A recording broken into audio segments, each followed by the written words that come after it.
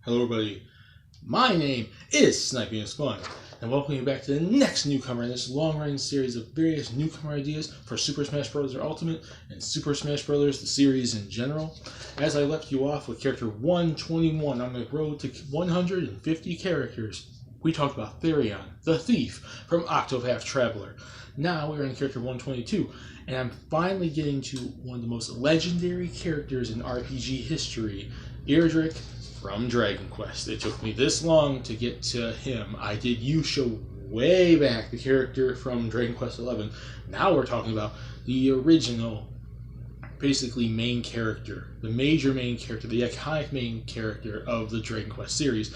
This design, I think, being from Dragon Quest 1, but then you also look online, you'll see like the adult male and female one from like teenager, adult, young adult, whatever, from Dragon Quest 3. They can pick any design they want. He kind of does like the same type of attacks anyway, so just imagine a character that could be either male or female doing these attacks, either the like younger kid version or the young adult teenager type one. So there you go. And like always, 3 separate characters. Why does the character make sense? Moveset ideas, percentage chance. Before this intro gets out, way too long, let's start with character. Let's start the description for the character 122, Erdrick from Dragon Quest. Now, why? First and foremost, not even just Erdrick. Why represent Dragon Quest in general? And this has, and it's just that.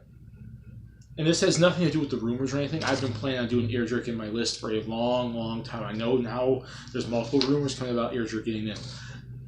I had him / her / Erdrick / Legendary Hero / whatever planned on this series since the beginning. This was one of the characters that were super early on and printed off and thought up months ago. So yeah, before you guys say any of that stuff, I have this plan a while and I still want to do a video on it. Okay.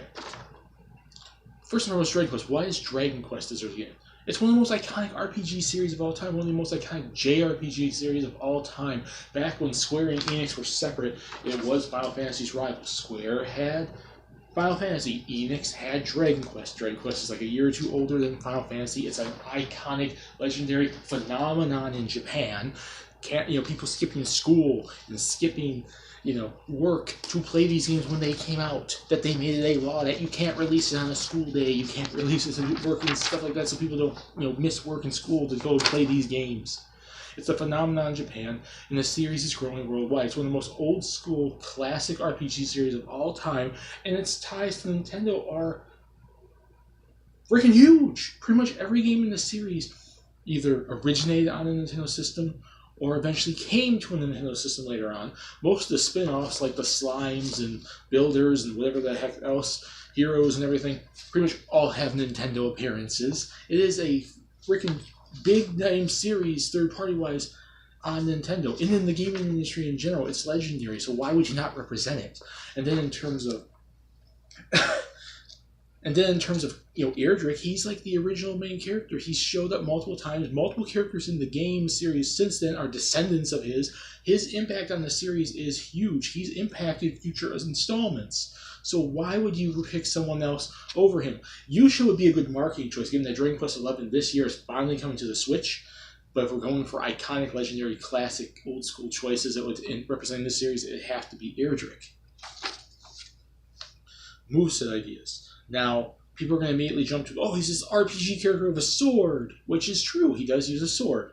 However, he uses sickles, axes, lances. He's just a RPG character that uses multiple weapons. So what I was thinking of for his smash attacks and for the basis of his moveset is him using multiple weapons, not like switching it out like I mentioned with like Byleth using a sword, a lance, and an axe and whatnot, or various other characters that you switch between the one weapon they have or the 2 weapons they have, or between the weapons they have, whether it's 2, 3, 4. He uses them regardless. Like standard A would be a sword, left A would be a sickle. He'll pull out an axe for up A while you're on the ground. When you're in the air, he does a lance. When you're on the ground, he does a lance. Like little things like that. He's a multiple weapon, melee-based weapon user. So I want to represent like that. So he's not straight up just a sword user. He uses axes, lances, and sickles and whatnot. So I want those to be represented as well. So his melee attacks, his smash attacks are a bunch of mix of melee weapons and doing swords, sickles, axes, lances. There you go. His special attacks are where he uses his magic. One of which one of the magic things that pretty much his descendants, his family, pretty much exclusively represents them is zap magic, so lightning, thunder type stuff. So he'll be able to do thunder and lightning type magic. He'll also be able to do Kaklang. So Kaklang and Zap being two major spells from him. He also can learn other magic too, like fire and ice and water and all the other magic abilities. You could pretty much magic spells you could learn in the Dragon Quest series. So I'd say focus more so on Kaklang and Zap. Make those his major thing. They can do multiple different thunder-based attacks and whatever. But throw in a couple little other elemental attacks that maybe he personally doesn't use in the game, but could be a nod to other party members throughout the series, which is not new to Smash. Anyways, Robin has some magical spells that he/she doesn't use, like Nosferatu, which technically you can learn, but it's not a main spell they can get. that they mainly use in their class types. But you can learn it technically. But like there's magical spells, there's certain things they usually represent by characters in Smash Bros. Like the character that they put in Smash Bros. Doesn't do, but it represents the series they're from. It represents a different character. So I'd say throw in some fire, some ice, some water, some wind, or whatever the heck else magic is in Dragon Quest, and there you go. But focus on Kaklang and Zap. So he's mostly a thunder magic user, lightning-based magic user.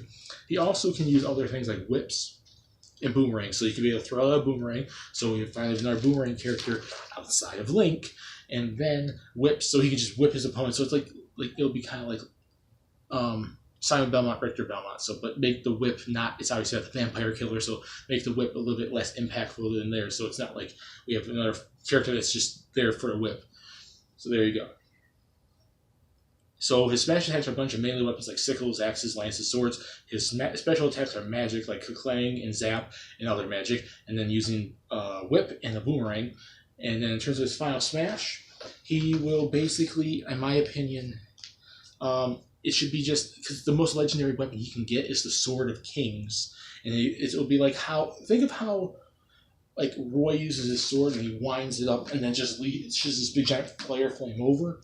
But think of it as a thunder-based attack. He just pulls out the Sword of Kings, and just like Zap, how he's majorly a magic, lightning-based user. He pulls it out, starts getting lightning.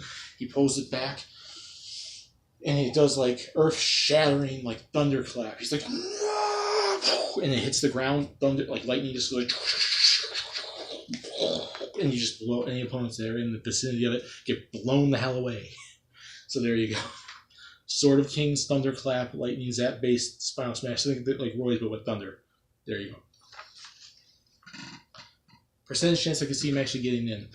And this has been decided before the rumors came out. I'm giving him a 70%. Why?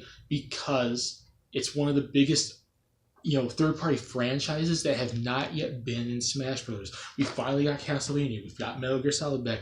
There's Mega Man. There's Pac-Man. There's Bayonetta. There's Final Fantasy. There's all these third-party franchises that finally got in. Now Persona. Both new school and old school RPGs. Or not RPGs. Just third-party, but a lot of them are RPG-based characters too. So there you go. But a lot of old school and new school third-party franchises, third-party characters. Dragon Quest is one of those that surprisingly has not been in the game at all. Has not been in Smash Bros. At all. And Erdrick's the original character. We have Dragon Quest 11 on its way out in a matter of months, whenever it comes out this year, probably at the end of the year even. Finally coming to the Switch. Dragon Quest, the biggest Dragon Quest now is coming to the Switch. They bring collections out all the time. There's talks of collections too sometimes. They put stuff on the 3DS all the time. It's huge on Nintendo now, like it was huge back on Nintendo back in the Famicom and NES days. It's one of Square Enix's biggest RPGs. And, franchises in general, but, RPGs. And it has such a close tie to Nintendo. If there's a third party we're severely missing now that we finally got Castlevania in, it has to be Dragon Quest. It's the most severely missing one now after Castlevania. And that's why I'm giving it a 70% chance. Not 100, not like 80 or 90, but it's very, very high and very, very possible, regardless of the rumors. And Erdrick is pretty much one of the top choices if they don't pick a Slime or Yusha or whoever the heck else. There you go, bye. Yep. But that's it for Mr. Erdrick from Dragon Quest. Put in the comments if you guys think you guys like this idea. You guys read this moveset with the melee weapons being different weapons, but then also using zap magic and whips and boomerangs. Or what would you do for a moveset? Discuss it down there. We have fun. And that's it for this video. Is 70% too high? Is the moveset, does my reason make sense? Whether, or would you like to see someone else from Dragon Quest, or just for some reason don't think Dragon Quest deserves to be in Smash Bros? Put it down there, discuss it down there, we can have fun. My name is Thanks One Peace. Please subscribe if you want to have a lovely day. And next time when we return to character 123, I'm on an RPG kick and I want to talk about yet another RPG character from a franchise that I've already done 2 characters on. Those being Yuri Lowell and Lloyd Irving. Yes, a Tails character. The original Tails main character, in fact, Cress Elbane. See y'all later.